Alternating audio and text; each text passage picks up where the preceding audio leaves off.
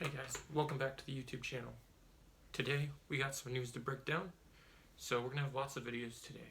One thing I wanted to do today is discuss some Star Wars topics before we get to some other videos. Because as you know, the channel is Yoda Joe Skywalker. Got my Revenge of the Sith shirt rocking. So after seeing the article and a couple of my favorite Star Wars fandom people breaking down their hatred and dislike for the sequels, and not because they're racist or sexist. It has nothing to do with women in Star Wars. It has nothing to do with black people in Star Wars. I mean, I love Mace Windu. I loved Finn too until they didn't know how to use his character. But it's time we talk about, as you can see, I am wearing a Star Wars shirt. And it's Revenge of the Sith, which is my favorite film. I've seen it 7 times in cinema. We are definitely going to do a Star Wars all live action movies. Basically, we're going to do a ranking of them, and that'll be the next video after this. So, first let's talk about the sequel trilogy in general before we do the review. So this video is my honest opinion on the sequel trilogy. It is not meant to be toxic. It is not meant to offend people. If you love the sequel trilogy, let's have a lively discussion about it. We'll talk about it. I'm glad you enjoyed something that just wasn't for me. And that's how we roll here. We're all about positivity. And this isn't going to be a rant. I'm not going to roast these movies. I'm not going to be like, oh, they're the worst things I've ever seen. I'm just going to point out the flaws and that I felt there was no direction with what was going on. Because there were 3 different movies. They weren't a cohesive story. So let's get into the sequel trilogy. So guys, my honest opinion of the sequel trilogy. So first what we do is we'll give you my honest opinion of the first 3 films, and then why I don't like the movies in general. Okay, so episode 7 is, when I first saw it, it was great because we didn't have any Star Wars movies, and I was so excited. And they showed this new lightsaber being Kylo Ren's lightsaber right here, guys. Right? I mean, it's a pretty cool lightsaber. You gotta dig it. And so then, you got this cool character, interesting story, but then you're watching this movie and you're like, it just feels like they're rewriting New Hope, but with the new character, because you got this grandson of Vader, they got this twist, they build him up to be, they have these new characters in the franchise, but they're all not really new. They're basically trying to be copies of other characters, and it just didn't work. It was a fun rehash. There was nothing original about it. J.J. Abrams introduced some new characters, like I was intrigued by Snoke, but then he makes decisions like Rey trained with a staff, yet she's able to best Kylo Ren out of nowhere.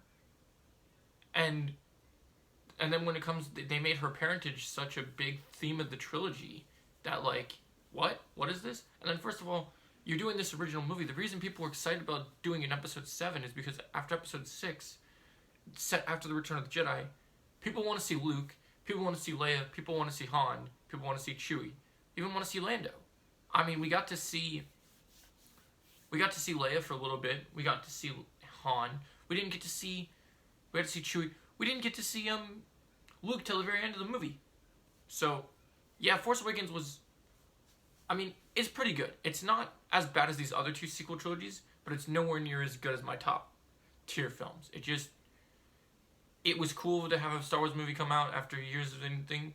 It introduced some new ideas, but the execution just was kind of lackluster, in my opinion. Yeah, I just wasn't there for it. You know what I'm saying? Like, it just didn't work for me. So, that's my thoughts on Force Awakens. Now, Last Jedi, the divisive one of all. Now, some people debate between not liking Last Jedi and Rise of Skywalker. So, first problems I have is they cannot decide what they want to do with Kylo Ren in this villain. Adam Driver gives a great performance, but is he a bad guy? Is he a good guy? Is he conflicted? He doesn't want to kill his mother, so someone else has to kill his mother, which he's actually some of the strong points for the movie. I wish this movie, when they're focusing on the Sith and Jedi mythology, that should have been this movie. I don't care about what Rose and Finn are doing. Like, it doesn't matter. The Leia flying in space was very weird. How this movie introduced that the Force works differently than we're meant to understand. I know the Force is an unknown entity, but some of the ways they used the Force, it just didn't feel right. It felt forced, pun intended. Like, it just didn't feel right at all. it wasn't anything unique. Like in Force Awakens, at least they showed a new ability where you could stop a blaster bolt, which had been technically done in the Vader comics. It just hadn't been done in the movies. So that's kind of my thoughts on that portion of episode 8. Now the other thing is, if you don't know, being that I'm a Yoda Joe Skywalker, I love the Skywalker family. The people that have rightfully earned that name, I'm saying, right? So in episode 8, they basically make Luke a pussy. Like, that I get they're trying to go for the jaded Jedi thing, but just because his dad turned evil, he thinks his grandson's not gonna be able to be saved, and they tries to kill him, and they go for this dramatic. I get from a film point they're trying to create good acting and good storytelling, but this film just doesn't work as a Star Wars film. There is no lightsaber duel. There's two people fighting with lightsabers against other weapons, but it's a cool sequence, but it's not quite the same thing.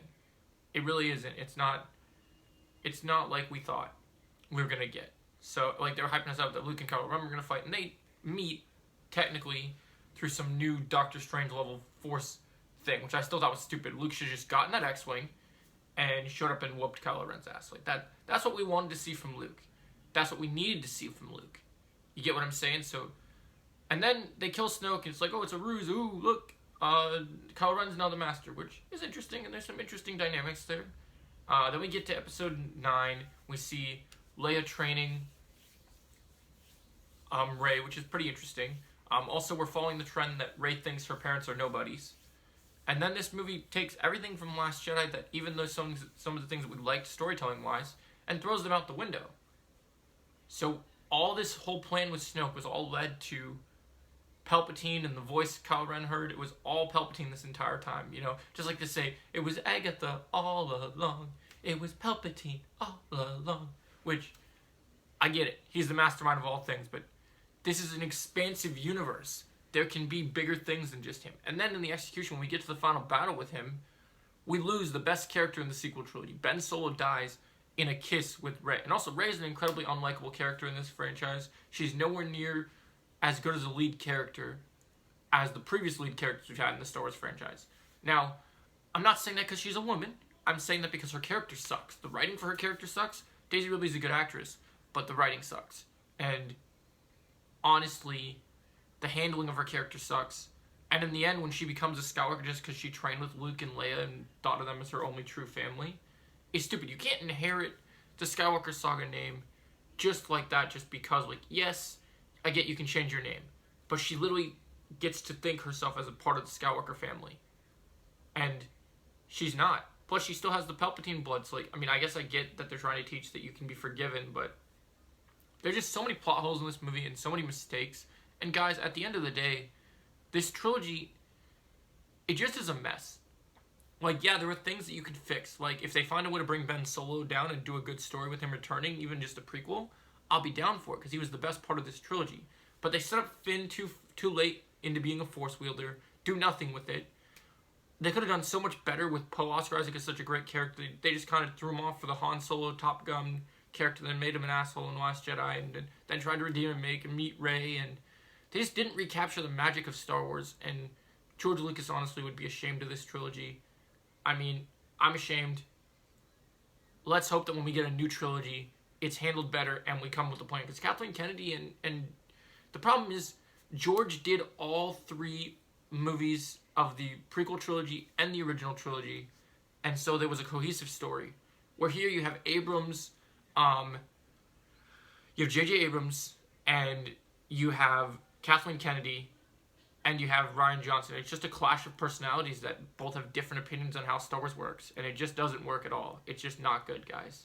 So these are my thoughts on the sequel trilogy, guys. My honest opinion. Not hating, not saying this to be toxic. I just really was let down by these movies. Thanks for watching, guys. And I'll see you in the next video. And may the Force be with you all.